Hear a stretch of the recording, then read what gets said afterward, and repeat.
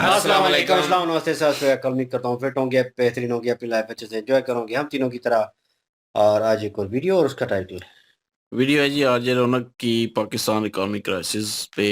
और अभी वीडियो देखते हैं, रिव्यू बाद में देंगे। मेरा नाम है राणा मोहम्मद अली, मेरे साथ हैं Mohammad Sameer Khokhar. Malik Saklar Iqbal. So guys let's start. दोस्तों, पाकिस्तान वो देश है जो जब पजामा सिलवाता है तो उनकी सलवार फट जाती है, जब सलवार सिलाता है तो पजामा फट जाता है, और जब दोनों सिला लेता है तो जिसे छिपाने के लिए वो सिलाया है वो फट जाती है। जी हाँ, पाकिस्तान में इस वक्त भारी दिक्कत है। पेट्रोल से लेकर गोबर तक सब पर भारी टैक्स लगा हुआ है। शहबाज शरीफ टीवी पर आकर अपनी मजबूरी की दुहाइयां दे रहे हैं, लेकिन इसके बीच अमेरिका के एक निर्णय ने, डिसीजन ने पाकिस्तान के थिंक टैंक की दिक्कत बढ़ा दी है। इस वीडियो में वही जानेंगे, शुरू करते हैं। New threats tonight from President Trump against Iran. In a social post today, the president wrote time is running out on his 10-day deadline to make a deal or open up the Strait of Hormuz. Pakistan is staring at a fresh financial squeeze as critical foreign loans come due and support from allies turns uncertain.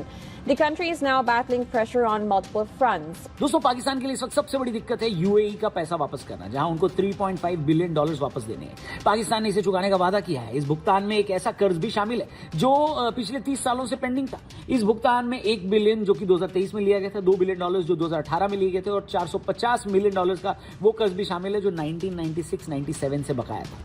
अब पाकिस्तान ने ये decision क्यों लिया कर्जा वापस करने की, उसके कारण पे भी आ जाते हैं, बात कर लेते हैं। सबसे पहले तो उसको वो बेल आउट पैकेज चाहिए जो उसे यूएई से लेने हैं। पुराना कर्ज वापस करके नया कर्ज लेने की उसकी पुरानी आदत का ये नया नमूना है। दूसरा सबसे बड़ा मैटर ये है कि पाकिस्तान बिल्कुल नहीं चाहता कि ईरान और अमेरिका के वॉर के बीच मिडिल ईस्ट में पाकिस्तान को बुलाया जाए। एक मर्सनरी यानी भाड़े की सेना वाले पाकिस्तान के उस डील की याद सऊदी वालों को जल्दी आ सकती है जो उन लोगों ने किया था। पाकिस्तान ये चाहता है कि वो इस पचड़े में खुद को फंसा हुआ दिखाकर सऊदी से बचा रहे। और एक और कारण है कि अफगानिस्तान से उसकी वॉर के बीच पाकिस्तान दुनिया के सामने खुद को वॉर का विक्टिम भी दिखाना चाहता है। कई सारे एक्सपर्ट्स का कहना है कि पाकिस्तान अपने ऊपर एक फॉल्स फ्लैग करा सकता है। ये कोई बड़ी बात नहीं है। आने वाले टाइम में पाकिस्तान ये करवा के उसका ब्लेम इंडिया पर डाल सकता है ताकि अपनी आवाम को इस पंगे से डाइवर्ट किया जाए। वैसे पाकिस्तान में अननोन गनमैन ऑलरेडी गड़बड़ फैला रहा है। हर दूसरे दिन किसी न किसी इंडिया के दुश्मन के मरने की खबर आ जाती है। कभी लश्कर का तो कभी जैश का आदमी ठोका जाता है, कभी मसूद अजहर का कोई रिश्तेदार मारा जाता है, या कभी इनका फॉर्मर आर्मी चीफ बाथरूम में फिसल कर मर जाता है। बताओ वैसे कई लोगों का कहना है कि इन सब में धुरंधर का भी हाथ हो सकता है। कह नहीं सकते, इसीलिए ऐसे धुरंधर की स्टोरीज हमने सुनी लकी बिश से, जो खुद एक स्पाई, एक एजेंट रह चुके हैं। हमारे साथ उनका लेटेस्ट पॉडकास्ट हुआ है, लिंक डिस्क्रिप्शन में दिया है। फुल ऑन बवाल बातचीत हुई है, जाकर इस पॉडकास्ट को जरूर देखना। टीआरपी चैनल यानी द रौनक पॉडकास्ट चैनल का लिंक डिस्क्रिप्शन और पिन कमेंट में दिया है। फिलहाल इस वीडियो में आगे बढ़ते हैं। दोस्तों, ईरान और अमेरिका के बीच की हालिया मिलिट्री बवाल और उसके बाद की कंडीशन ने पाकिस्तान की जनता की फाइनेंशियल कमर तोड़ दी है। पाकिस्तान की सरकार ने अपने खाली खजाने को भरने और आईएमएफ की शर्तों को पूरा करने के लिए जनता की जेब पर सीधा हमला किया है। बिजली और गैस सब्सिडी खत्म करते हुए बिजली और गैस के दामों में रिकॉर्ड तोड़ बढ़ोतरी हुई है। वहां पर कई इलाकों में गैस के बिलों में 100 से 200% तक का इजाफा देखा गया है, जिससे वहां के आम आदमी के लिए खाना बनाना भी महंगा हो गया है। बाकी ग्लोबल मार्केट में तेल की कीमतों में अनस्टेबिलिटी और देश के अंदर रेवेन्यू बढ़ाने के लिए वहां की सरकार ने पेट्रोल और डीजल की कीमतों में भी लगातार इजाफा किया है। इसका सीधा असर ट्रांसपोर्ट और लॉजिस्टिक कॉस्ट पर पड़ रहा है, जिससे रोजमर्रा की हर चीज महंगी हो गई है। पाकिस्तान में इस समय तेल 450 रुपए प्रति लीटर मिल रहा है। बाकी पाकिस्तान में महंगाई की दर 30 से 40% के बीच झूल रही है। आटा, चीनी, दूध और सब्जियों जैसी बुनियादी चीजों के दाम आम आदमी की पहुंच से बाहर हो गए हैं। ईरान के साथ ट्रेड बॉर्डर्स अफेक्टेड होने से सप्लाई चेन पर भी असर पड़ा है, जिससे कीमतों में और उछाल आया है। आईएमएफ से नया बेल आउट पैकेज हासिल करने के लिए सरकार ने कई नए टैक्स भी लगाए हैं। पाकिस्तान ने जीएसटी को बढ़ाकर जनता की खरीदारी को भी महंगा किया है। कम्युनिकेशन सर्विसेज पर भी एक्स्ट्रा कॉस्ट लगाकर रेवेन्यू जुटाया जा रहा है। पाकिस्तान सरकार ने अपने डिफेंस बजट को प्रायोरिटी दी है, लेकिन डेवलपमेंट प्रोजेक्ट्स का पैसा डिफेंस और मिलिट्री तैयारियों की ओर पाकिस्तान ने मोड़ दिया है, जिसका सीधा नुकसान वहां की आम जनता को सर्विसेज की कमी के रूप में भुगतना पड़ रहा है। पाकिस्तान के लिए सिर्फ पैसा ही दिक्कत नहीं दे रहा है, बल्कि उनकी इमेज की लड़ाई में भी वो हार रहे हैं। ईरान ने पाकिस्तान को मीडिएटर के रूप में एक्सेप्ट न करने की बात तो कही, आपको पता ही है। उसने यानी ईरान ने साफ मना करते हुए बोला है कि पाकिस्तान की हेल्प हमें नहीं चाहिए। ये किसी भी इज्जतदार मुल्क के लिए करारा तमाचा है दोस्तों। खैर, इज्जतदार मुल्क की बात हो रही है, पाकिस्तान उस कैटेगरी में कहां आता है है कि नहीं? ईरान का मानना है कि पाकिस्तान अनबायस्ड हो ही नहीं सकता। कई कारण है उसके। पहला, ईरान और अमेरिका के रिलेशंस दशकों से स्ट्रेसफुल रहे। ईरान को लगता है कि पाकिस्तान की फॉरेन पॉलिसी और इकोनॉमी भी काफी हद तक अमेरिका और पश्चिमी देशों पर निर्भर है। ईरान को शक है कि पाकिस्तान मीडिएशन के दौरान ऐसा डिसीजन लेगा ही नहीं जिससे ईरान को फायदा और अमेरिका को नुकसान हो। हमेशा अमेरिका के इंटरेस्ट को प्रायोरिटी दे सकता है पाकिस्तान अक्सर उन रीजनल गुटों का भी हिस्सा रहा है जिनका लीडर अमेरिका बना करता है, जबकि ईरान खुद को वेस्ट विरोधी खेमे का लीडर मानता है। एक और कारण है, ईरान और सऊदी अरब के बीच रीजनल वर्चस्व को लेकर पुरानी कंपटीशन है दोस्तों। पाकिस्तान की इकोनॉमी में सऊदी अरब का भारी इन्वेस्टमेंट और फाइनेंशियल सहायता मिल चुकी है पाकिस्तान को। पाकिस्तान की सेना और सऊदी अरब के बीच गहरे डिफेंस संबंध भी हैं। ईरान का मानना है कि क्राइसिस की स्थिति में पाकिस्तान पूरी तरह अनबायस्ड नहीं रहेगा और उसका झुकाव नेचुरली सऊदी अरब की ओर ही रहेगा। एक और कारण है, हाल ही के सालों में ईरान और पाकिस्तान के बीच बॉर्डर विवाद और आतंकवादी हमलों ने भरोसे को कम किया है। ईरान बार बार आरोप लगाता है कि जैश अल अदल जैसे आतंकी संगठन पाकिस्तान की धरती का यूज करके ईरान के सिस्तान बलूचिस्तान प्रोविंस में हमले करते रहते हैं। जनवरी 2024 में दोनों देशों द्वारा एक दूसरे के बॉर्डर के अंदर की गई एयर स्ट्राइक के बाद ईरान को लगता है कि जो देश खुद कॉन्फ्लिक्ट का हिस्सा है और डिफेंस चिंताओं को हल नहीं कर पा रहा है, यानी कि पाकिस्तान, वो एक प्रभावी मीडिएटर नहीं बन सकता। इसलिए पाकिस्तान को गेट लॉस्ट बोला और आगे बढ़ गया ईरान। इन सब के बीच अमेरिका ने एक एक्स्ट्रा स्ट्रेस दे दिया है, किसको? पाकिस्तान को और पूरी दुनिया को भी, कि भैया ईरान को हम 48 घंटे का अल्टीमेटम देते हैं। इसके बाद वो ईरान को स्टोन एज में वापस भेजने की बात कर रहा है। ये अल्टीमेटम बहुत खतरनाक है। कैसे, ये भी समझते हैं इस वीडियो में। We're going to hit them extremely hard over the next 2 to 3 weeks. We're going to bring them back to the Stone Ages where they belong. इसे आप ऐसे समझें कि ये वॉर की आखिरी चेतावनी है। अगर 48 घंटे में ईरान ने अमेरिका की शर्तें नहीं मानी तो बातचीत का रास्ता पूरी तरह बंद हो सकता है। ये खतरनाक इसलिए क्योंकि अब तक दोनों देश एक दूसरे के प्रॉक्सी ग्रुप्स के जरिए लड़ रहे थे, लेकिन अब आमने सामने की जंग छिड़ सकती है। हालांकि ईरान कह रहा है कि आप हमारा घंटा कुछ नहीं बिगाड़ सकते, आप क्यों नहीं आते हमारे घर में हबीबी, हम तो इतने सालों से आपका इंतजार ही कर रहे हैं। यानी ईरान अमेरिका की गीदड़ भभकी और इससे पहले दी गई धमकियों से बिल्कुल डर नहीं रहा है। लेकिन एक्सपर्ट्स कह रहे हैं कि ईरान को डरना तो नहीं, कम से कम सोचना तो चाहिए। क्यों सोचना चाहिए? भैया ईरान दुनिया की तेल सप्लाई रूट यानी स्ट्रेट ऑफ हॉर्मुज पर बैठा हुआ है। वहां अगर जंग होती है और बड़ी जंग होती है तो पेट्रोल डीजल की कीमतें आसमान छूने लगेंगी और पूरी दुनिया में महंगाई हाहाकार मचाएगी। अल्टीमेटम खत्म होते ही अमेरिका सर्जिकल स्ट्राइक या पिन पॉइंट अटैक की रणनीति अपना सकता है। अमेरिका ईरान के परमाणु ठिकानों, सैन्य अड्डों या उनके कमांड सेंटर्स पर भी हमला कर सकता है और जो थोड़ी बहुत कसर बची है उसे पूरी करने के लिए अमेरिका ईरान पर ऐसे कड़े प्रतिबंध लगा देगा कि उसका बचा खुचा व्यापार भी ठप हो सकता है। हमले से पहले अमेरिका ईरान के डिफेंस सिस्टम और पावर ग्रिड को साइबर अटैक से ठप कर सकता है ताकि ईरान पलटवार न कर पाए। अब कह रहे हैं एक्सपर्ट्स की गेंद ईरान के पाले में है। ईरान अगर पीछे नहीं हटता तो मिडिल ईस्ट में एक ऐसा युद्ध हो सकता है शुरू जिसमें इजराइल और अरब देश भी कूद पड़ेंगे और ये स्थिति तीसरे वर्ल्ड वॉर जैसी बन सकती है, क्योंकि रशिया और चाइना जैसे देश भी शांत नहीं बैठेंगे। एक तरीके से वो ईरान को पीछे से मदद कर ही रहे हैं। अब कायदे से 48 घंटे बहुत ही नाजुक है। अब 48 घंटे वैसे खत्म होने में कुछ ही घंटे बाकी हैं। अमेरिका अपनी साख बचाने के लिए हमला कर भी सकता है और ईरान अपने एग्जिस्टेंस के लिए लड़ाई लड़ता रहेगा। पर ईरान का यह कहना है कि अमेरिका ऐसा कुछ नहीं करेगा, करना होता तो अब तक कर देता। हमने स्ट्रेट ऑफ हॉर्मुज पर भी कब्जा कर रखा है, हम उनके पायलट को भी पकड़ने की पूरी कोशिश करते हैं, हम उनको अपने छोटे हथियारों से उनका मोटा पैसा यानी उनके मोटे हथियारों को मार के गिरा भी रहे हैं। अगर उनमें दम होता तो गीदड़ भपकी नहीं देते, सीधा अटैक करते। करना है तो करो, बोलो मत चचा ट्रंप, ऐसा ईरान बोल रहा है। खैर, ये वॉर, ये कॉन्फ्लिक्ट, ये लड़ाई अगर और आगे बढ़ी तो बहुत सारे देशों में बहुत ज्यादा महंगाई और कई देशों में बहुत ज्यादा तबाही भी ये वॉर मचा सकती है।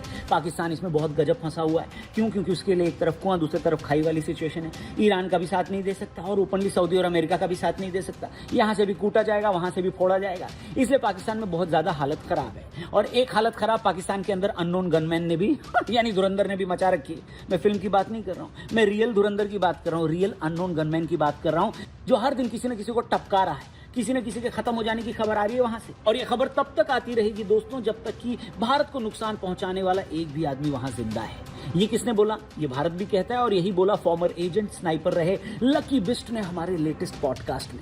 ये पॉडकास्ट अगर आपने नहीं देखा है तो जाकर देखिए, बहुत सारी नई इनसाइट्स मिली हैं अननोन गनमैन से जुड़ी हुई, पाकिस्तान में रह रहे भारत के दुश्मनों से जुड़ी हुई और ईरान अमेरिका वॉर से भी जुड़ी हुई। इनफैक्ट इसका ट्रेलर में दिखा देता हूं, पॉडकास्ट देखने का आपका खुद ही मन कर जाएगा। लिंक डिस्क्रिप्शन में पिन कमेंट में दिया है। हमारे TRP चैनल पर यह पॉडकास्ट ऑलरेडी लाइव हो चुका है, इसे आप स्पॉटिफाई पे भी सुन सकते हैं। याद रखिएगा, द रौनक पॉडकास्ट। निकलते हैं, ये देखो ट्रेलर। घर की याद नहीं आई तुझे लक्की?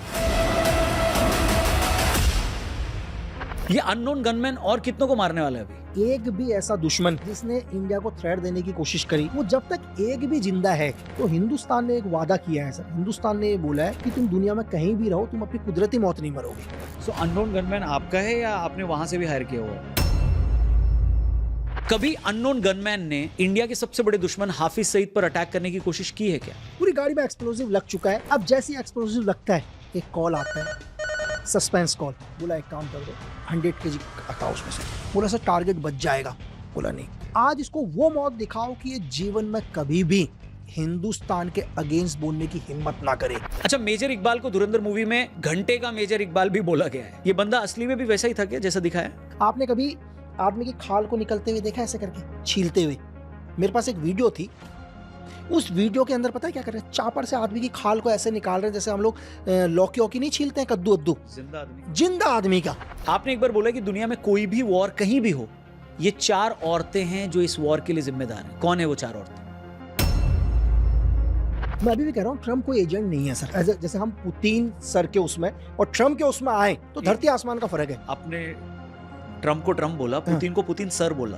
ये क्या है? नहीं सर देखो, आपकी सबसे वर्ल्ड मीडिया को कौन मैनेज करता है? दुनिया की सारी मीडिया को एक जगह बुलाया गया था और पूरी दुनिया की मीडिया को बुलाया था कि क्या लिखना है। किसने बुलाया था? Capsule is the code word of suicide bomber. अब कैप्सूल बोल।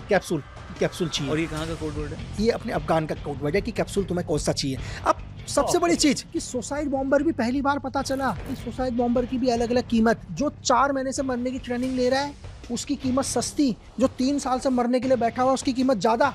अच्छा, ये रेट कार्ड है उनका? रेट कार्ड है। बोला जा रहा है कि इसी महीने में इंडिया कुछ बहुत बड़ा करने वाला है। क्या है वो? मेरा सवाल बोलो। यहाँ पे जो है विच विचोले की बात हुई है, तो विच विचोला जो है राणा भाई हैं और बर्थडे बॉय भी है, तो मेरे ख्याल पे ये चीज़ तो इनके ऊपर सूट करती है। ये बताएं कि मुल्क को बचाएंगे जी बर्थडे बॉय। हमारे खास कैप्सूल। हैप्पी बर्थडे और इनका, और ये आज थोड़ी डिबेट करेंगे जी। विश कर दीजिएगा कमेंट सेक्शन में जी। राणा साहब कैरी ऑन। क्या हो गया? बहरहाल जी, पाकिस्तान में क्राइसिस की बात की गई है और पाकिस्तान में क्राइसिस जो हैं वो वाकई बढ़ रहे हैं। और पेट्रोल जो है वो पहले 450 460 किया था, तो लेकिन अब जो है वो 380 तक है तकरीबन। फिक्स कर दिया गया है उनका, तो 380 तक जो है अभी मिल रहा है पर लीटर पाकिस्तानी रुपीस में। तो खैर पहले उन्होंने बढ़ा दिया था, 460 कर दिया था। और ये वही पहले भी हमने वीडियो में एक जिक्र किया था कि वही कि पहले बढ़ाते हैं फिर जो है कम करके कहते हैं जी हमने देखें जी आवाम का सोचा, और बढ़ाना सिर्फ 60 रुपए ही था, लेकिन लोगों को दिखाने के लिए जी देख लें हमने 140 बढ़ाया और उसे कम करके जो है अब हम सिर्फ 380 तक लेके आ गए हैं। तो यकीन करें लोग वाकई यहाँ पे तंग हो रहे हैं। लोगों के पास जो है वो पैसे ख़त्म होते जा रहे हैं। जो तो खैर बाहर कमा रहे हैं उनको तो इतना फ़र्क नहीं पड़ता, लेकिन जो पाकिस्तान में नौकरियां करते हैं, पाकिस्तान में जिनके कारोबार हैं, उनके बहुत असर पड़ रहा है उन पे। जो तो बाहर बैठ के कमा रहे हैं और घर वापस भेज रहे हैं, तो उनको इतना ज़्यादा फ़र्क महसूस भी नहीं होगा, क्योंकि उन्होंने उतना ही कमाना है, उतना ही भेजना है। और डॉलर जो है वो महंगा हो जाएगा अगर ज़ाहिर है क्राइसिस आते हैं, तो उनको इतना फ़र्क नहीं पड़ेगा। लेकिन जो पाकिस्तान में रह रहे हैं बेचारे, पाकिस्तान में कमाते हैं, पाकिस्तान में ही खाते हैं सिर्फ, और फैमिली भी जो है वो पाल रहे हैं, तो उनके लिए बड़ा मुश्किल है कि हर चीज़ पे अब टैक्स बढ़ रहा है। बिजली पे जो है बिजली महंगी होती जा रही है, गैस महंगी होती जा रही है। उसके बाद लोड शेडिंग भी शुरू हो चुकी है थोड़ी थोड़ी बिजली की। तो बाकी मिल रहा है पेट्रोल, ये नहीं कि मिल नहीं रहा। लाइनें वगैरह नहीं लगी हुई और ऐसा सिस्टम नहीं है कि शॉर्ट हो गया जी इस वजह से मिल नहीं रहा। ऐसी कोई अभी तक जो है वो स्थिति नहीं आई। अभी मिल रहा है लेकिन महंगा मिल रहा है, और जिसकी वजह से हर चीज़ हर प्रोडक्ट जो है वो ज़ाहिर है महंगी हो जाती है और लोगों तक महंगी पहुंचती है, जिसकी वजह से लोग जो हैं वो ज़ाहिर है परेशान हैं इस चीज़ को लेके। और पाकिस्तान, मैंने पहले भी जिक्र किया था कि अगर ये जंग छिड़ती है या लंबी चलती है तो कई मुल्कों पे इसका असर होगा। ज़ाहिर है पेट्रोल और महंगा होगा, पेट्रोल और महंगा होगा तो और ज़्यादा चीज़ें जो हैं वो महंगी मिलेंगी। फिर पाकिस्तान के पास इतना पैसा नहीं है कि उस चीज़ को उस स्थिति को जो है वो संभाल सके। सारा बोझ जो है वहाँ पे पड़ना है, और जो गरीब तबका है, जो कि बिल्कुल ही पिसा हुआ तबका है एक, तो उसके लिए बहुत मुश्किलात पैदा हो जाएंगी। वो बेचारे जो हैं वो पहले ही इतनी मुश्किल से गुजारा करते होंगे, तो और अब तो जो है वो बजट से भी चीज़ें बढ़ चुकी होंगी उनकी। तो मुल्क जो है वो मैं कहता हूँ कि तबाह भी हो सकता है, क्योंकि ये सोचने वाली बात है कि क्योंकि दुबई जो है वो भी अपने पैसे वापस मांग रहा है, वो भी इसी महीने वापस भी करने हैं 3.5 बिलियन। तो वो कैसे वापस करेंगे? अवाम पे टैक्स लग चुके हैं, अवाम से जेब से निकाला जा रहा है, जो गोबर है उस पे टैक्स लग चुका है। इसीलिए इसे कहा है यार वॉशरूम ना सीरियस जाया बात कर। है, क्या क्या कर रहे तो नहीं, मैं असल तेरा जिक्र करने लगा था ना। हो? क्यों? मैं ये कहने लगा था कब्जी करवा लो तुम। ये ना हो कि वहां पे भी टैक्स लग जाए। जो एक दफा करेगा उस पे भी टैक्स, जो 2 दफा करेगा दिन में उस पे भी भाई टैक्स फिर सब पे बढ़ लगना है। जाएगा।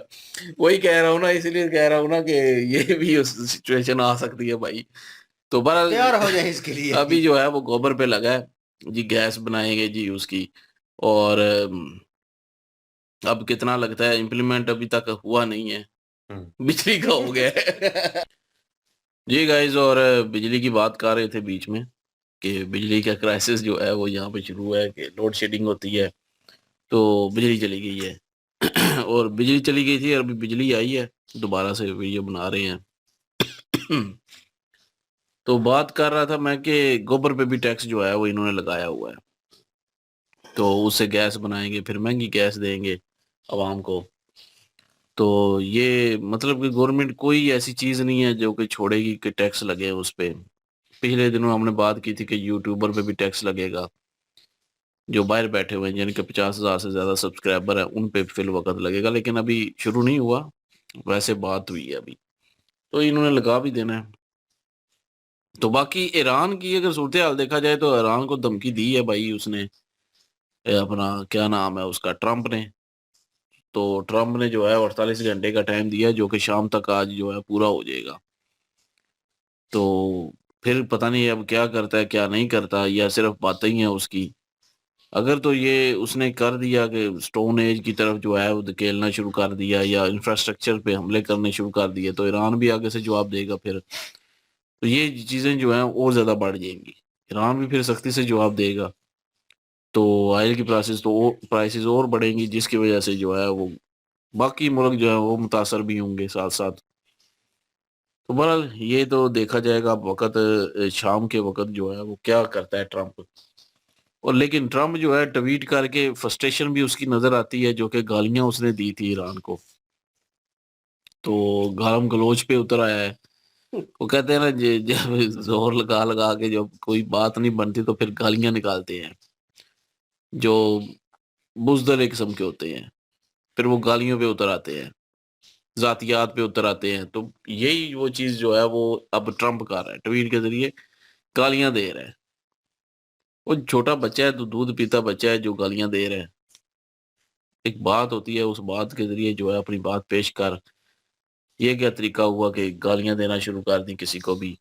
इसका तो जब दिल करता है किसी को भी उठा लेता है, किसी के वजीर आजम को उठा लेता है, किसी के मरवा देता है, किसी का मुल्क बर्बाद कर देता है। तो बहरहाल ये है कि ये मतलब ये रुकने वाला तो नहीं है। ये बात कुछ करता है, कर कुछ देता है, कभी कहता है हमला करूंगा तो नहीं करता, अगर कहता है नहीं करूंगा तो कर देता है। इसकी कोई समझ नहीं आती वैसे। जालिम जागीरदार बना हुआ है भाई। वही ना। अपनी मनवा रहा है, अपनी कर रहा है। मुझे कंसर्निंग लाइक जो लग रहा है वो चीज़ बीच में इन्होंने मेंशन की कि आरजे भाई कह रहे थे कि ये सिचुएशन जो है ये उल्टी पड़ सकती है। बहुत सारे लोग कह रहे हैं ईरान को कि भाई वो हर चीज़ के ऊपर पाबंदियाँ लगाएगा, सांस बंद करने की आखिर तक कोशिश करेगा, क्योंकि जिस तरह का उन्होंने कहा है कि टाइम जो है दिया था वो टाइम ख़त्म होने को है, और वो अब और स्ट्रेटजी पे चलेगा। पहले वो बातचीत करना चाह रहा था लेकिन उस वक्त वो बातचीत के ऊपर भी नहीं आएगा, तो सिचुएशन क्या होगी? मेरे लिए कंसर्निंग लाइक यही था, पहले दिन से ही जब ये जंग छिड़ी और सारी सिचुएशन हुई, उसके बाद हार्मोस को लेकर, स्टेट ऑफ हार्मोस जो है उसको लेकर ड्रामा शुरू हो गया। लगा कि हाँ उन्होंने एक पैंतरा जो है, एक मोहरा जो है अपने हाथ में लिया हुआ है ईरान ने, और उसके बलबूते के ऊपर वो थोड़ा प्रेशराइज कर रहा है और दूसरी तरफ अरब ममालिक के ऊपर हमला कर रहा है। तो चलो एक जंग में कह लें कि उनकी स्थिति जो है वो डिफरेंट है, उनकी जो कह लें कि पोजीशन है वो थोड़ी स्ट्रांग लग रही है इस वे से। लेकिन नाउ ऑन सिचुएशन जो है भाई, मैंने कहा था उस वीडियो में जब स्टेट ऑफ हार्मोस के ऊपर वो मेजर सर की वीडियो की थी, तो मैंने उसके ऊपर कहा था कि सिचुएशन कॉम्प्लिकेटेड होगी अगर अमेरिका स्ट्रेट अवे स्टेप ले लेगा, वन ऑन वन का इशारा कर देगा, फिर आप पीछे नहीं हट सकते। आप हमला कर रहे हैं अरब ममालिक के ऊपर, उनको तबाह कर रहे हैं, तो फिर वो वही सिलसिला आ जाएगा कि भाई जिसने किया है उसके गिरबान के ऊपर आपका हाथ होना चाहिए, उसको आपने मारना है, लेकिन उस तक आपकी अप्रोच नहीं हो पाएगी। ठीक है ना? तो ये सिचुएशन कॉम्प्लिकेटेड, हाँ दूसरी कंट्रीज बीच में आएंगी, लेकिन इतना ज़्यादा इन्वॉल्व होने वाली वो भी नहीं है इन माई ओपिनियन। इनका अपना हो सकता है। मैं समझता हूँ कि कोई कंट्री जो है अपने आप को किसी और कंट्री के लिए बैकफुट पे नहीं लेगी, क्योंकि सबके मफादात होते हैं, सब मफादात के ऊपर ही दूसरी कंट्री के साथ चलते हैं। ये एक रियलिटी है, ये मेजर साहब ने भी कहा था, मैं भी इसके ऊपर 110% एग्री करता हूँ। चाइना इसका फुल ऑन एग्जाम्पल जो है वो चाइना है फर्स्ट ऑफ ऑल। सेकंड में भारत है, न्यूट्रल खेलना है। वो उन्होंने कहा था हमको क्या लेना देना कौन कंट्री क्या कर रही है, बेनिफिट्स हैं, आज इसके साथ हैं कल उसके साथ हैं। बेनिफिट्स जो हैं वो दर्शाते हैं कि आपके ताल्लुकात कितने और बेहतर होंगे या कितनी देर तक रहते हैं। तो कंट्रीज इस तरह चलती हैं और ये सारा सिस्टम इस तरह चलेगा। अब अपनी अपनी ओपिनियन है, कुछ तजिया नगार भी कह रहे हैं दूसरी कंट्री इन्वॉल्व होगी, रशिया हो जाता है, चाइना हो जाता है इन्वॉल्व, और जंग में और स्थिति बन जाएगी, अमेरिका को बैकफुट पे होना पड़ेगा। हाँ वो कंडेम कर सकते हैं, थोड़ा बहुत हेल्प आउट कर सकते हैं उनकी, लेकिन वो लॉन्ग रेंज जो है वो बड़ी कॉम्प्लिकेटेड हो जाएगी चीज़ के। लॉन्ग रेंज मिसाइल जो है इनके पास, ईरान के पास नहीं है कि वो अमेरिका को, इसराइल को हिट कर सके प्रॉपर वे में। हाँ डैमेज कर सकें, ये डैमेज अगर कर सकते हैं फिर वन ऑन वन जो है मुकाबला होगा। अभी देखने में स्थिति ये लग रही है 19-20 का आंकड़ा नहीं लग रहा यहाँ पे जो है, कह लें कि 1 और 100 का जो है वो फ़र्क, ज़मीन आसमान का फ़र्क नज़र आ रहा है, क्योंकि डिफरेंस बड़ा है, इनकी अप्रोच ही नहीं है वहाँ तक। इन्होंने जो लास्ट पैतरा खेलना था, जो अरब ममालिक के, जो अमेरिकन कह लें कि वहाँ पे होल्ड किया हुआ था अमेरिका ने, उनको तबाह किया, उनको नुकसान पहुँचाया। उसके बाद क्या, उसके बाद आप स्ट्रेट अवे जो है अरब ममालिक के साथ जो है आप दुश्मनी करेंगे। उनमें से एक जो है उसने बैकफुट लिया है स्ट्रेट अवे, उसने सोचा है कि यार मैंने अपनी इकोनॉमी, मैंने अपनी कंट्री को बचाना है, मैं जहाँ पे अब खड़ा हूँ मैं पीछे नहीं जा सकता 30-40 साल।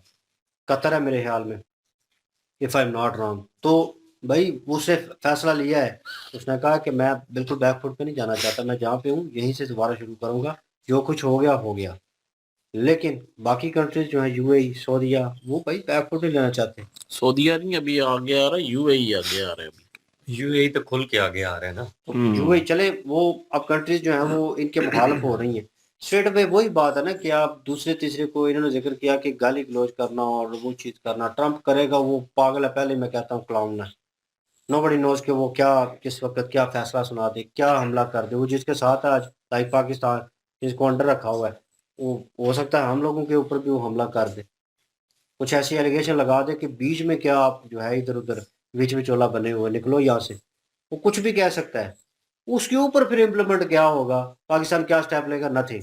पाकिस्तान कुछ नहीं कर सकता उसमें। तो भाई वो उनका पता नहीं है कि वो क्या ट्वीट कर रहा होता है, क्या बोल रहा होता है, लेकिन नाउ ऑन सिचुएशन ऐसी लग रही है कि उसके मुंह से जो अल्फाज निकल रहे हैं वो नो डाउट पीछे से बुलवाए जा रहे हैं, उसे एक किस्म का स्क्रिप्ट लिख के दिया जा रहा है कि ये बोलो, ये कहो, ये करना है। तो भाई हो सकता है इन माई ओपिनियन कि हमला जो है वो तगड़े वाला होने जा रहा हो। ठीक है ना, जो कंसर्निंग लाइक है, जो उसने अगर नहीं करता तो इसके बरक्स ये पॉइंट भी हो सकता है कि भाई ये फर्स्ट एंड लास्ट चांस होगा। वो शेर आया वाली कहानी जो है वो आप लोगों ने सुनी होगी, ठीक है ना, तो वो रिपीट हो जाएगी और लोग कहेंगे हैं ये खाली बातें ही करता है, पॉइंट ऑफ व्यू ही देता है, इसने करना कुछ भी नहीं है। ठीक है ना, इसे बस वो कंट्री होल्ड करनी है और तरीके से होल्ड करनी है कि अवाम के थ्रू।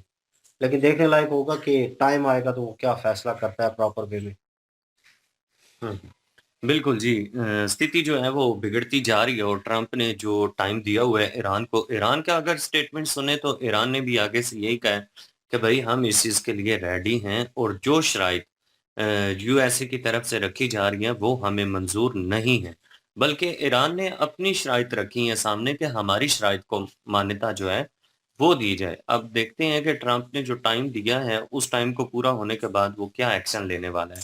क्योंकि अगर ट्रंप ने जिस तरह से कहा है कि ईरान के वो इंफ्रास्ट्रक्चर जो है उसको तबाह करेगा, तो तबाह करने के बाद ज़ाहिर सी बात है ईरान भी एक्शन लेगा और ईरान चलें यूएसए तक नहीं भी पहुंच सकता, लेकिन जितने भी अरब देश हैं इनके ऊपर तो वो अटैक करेगा, इसका तो ईरान ने बोला हुआ है। तो अगर ये स्थिति बनती है तो इस हिस्से में जो युद्ध है वो इस तरह से छिड़ जाएगा कि उधर दूसरी तरफ से चाइना और रशिया जो है वो भी मैदान में आ जाएंगे, वो भी कहीं ना कहीं बैक सपोर्ट जो है वो ईरान को करने की कोशिश करेंगे। तो ठंड वार जो है ना उसकी तरफ स्थिति बढ़ सकती है, क्योंकि हालात इस तरह के बिगड़ते जा रहे हैं। युद्ध जो है उसके ऊपर कॉम्प्रोमाइज दोनों कंट्री करने के लिए तैयार नहीं है। यूएसए जो है उसकी अपनी मजबूरी है, क्योंकि वो जानता है कि अगर वो करेगा तो वो पूरी तरह से जो यूएसए की कमर है वो टूट जाएगी। डॉलर जो है उसका जो असर रसूख जिस तरह से बना हुआ है उसके ऊपर भी फर्क आएगा। तो ट्रंप कभी भी नहीं चाहेगा कि यूएसए का जो एक टैका बना हुआ है दुनिया पर वो खत्म हो, क्योंकि अभी बैक अगर ट्रंप लेता है तो उसके लिए तो ये बड़ी बेइज्जती का मुकाम हो जाएगा और वो इस चीज को कभी बर्दाश्त नहीं करेगा। ईरान जो है वो अपनी जगह पे कायम है, वो बिल्कुल भी डर ही नहीं रहा यूएसए से। तो आज पता चलेगा कि हालात जो हैं वो किस तरफ जाते हैं। बिल्कुल जी, आप क्या ओपिनियन रखते हैं सिचुएशन के ऊपर, क्योंकि सीरियस मैटर है और कमेंट सेक्शन ओपन आपके लिए। इनके रिलेटेड वीडियो की लिंक भी डिस्क्रिप्शन में मौजूद होगी, प्लीज़ इनके थ्रू हमें भी सपोर्ट कर दीजिएगा। इंशाल्लाह मिलते हैं नेक्स्ट वीडियो में, अपना ख्याल रखिएगा, वो हमें याद रखिएगा, तब तक के लिए अल्लाह हाफिज, पीस।